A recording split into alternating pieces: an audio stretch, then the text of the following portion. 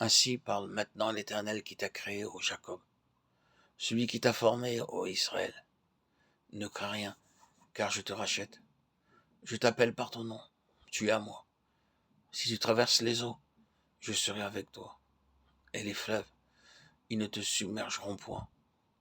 Si tu marches dans le feu, tu ne te brûleras pas, et la flamme ne t'embrassera pas.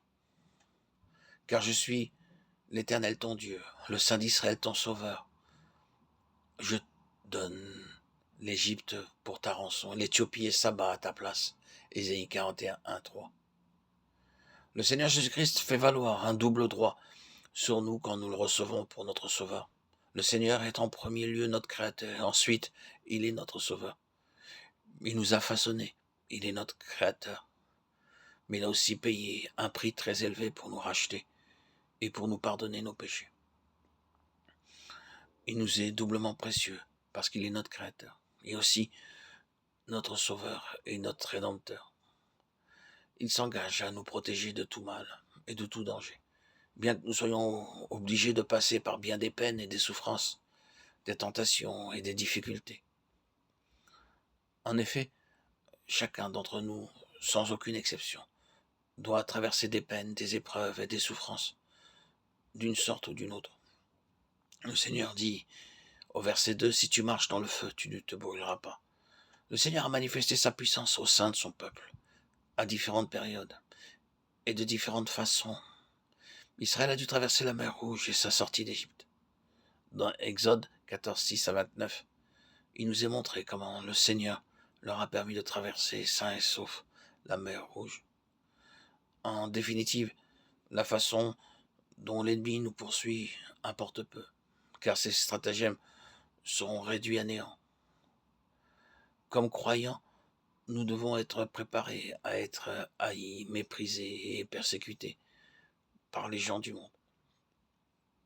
Le Seigneur nous rappelle dans Jean 15, 19 que nous devons nous attendre à être haïs de nos voisins, de nos collègues de travail, où que nous soyons. Nos propres amis peuvent nous trahir. Nous sommes appelés à être haïs de ceux qui se tiennent dans les ténèbres. Ils essaieront de nous priver de nos droits et ne se lasseront pas de nous poursuivre par une opposition farouche. Mais un jour, vous verrez l'ennemi être englouti par la puissance de Dieu lui-même. Nous lisons dans Daniel 13, 3, 25, le récit de 3 hommes qui ont été jetés dans une fournaise ardente. Mais pas un seul de leurs cheveux ne fut brûlé. La chevelure est la partie du corps qui prend le plus facilement feu. Mais dans ce cas précis, pas un seul cheveu ne fut brûlé. Dieu a fait une promesse aux croyants. Même si des ennemis nous attaquent en vue de nous séduire spirituellement,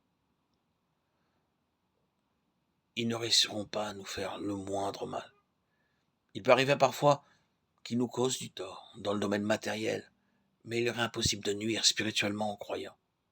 Au temps marqué, tout sera à nouveau rétabli. C'est là une promesse qui peut s'accomplir en tout temps pour chacun d'entre nous. Parce que tu as du prix à mes yeux. Ésaïe 43, 4. Nous sommes pour le Seigneur très précieux, extrêmement précieux.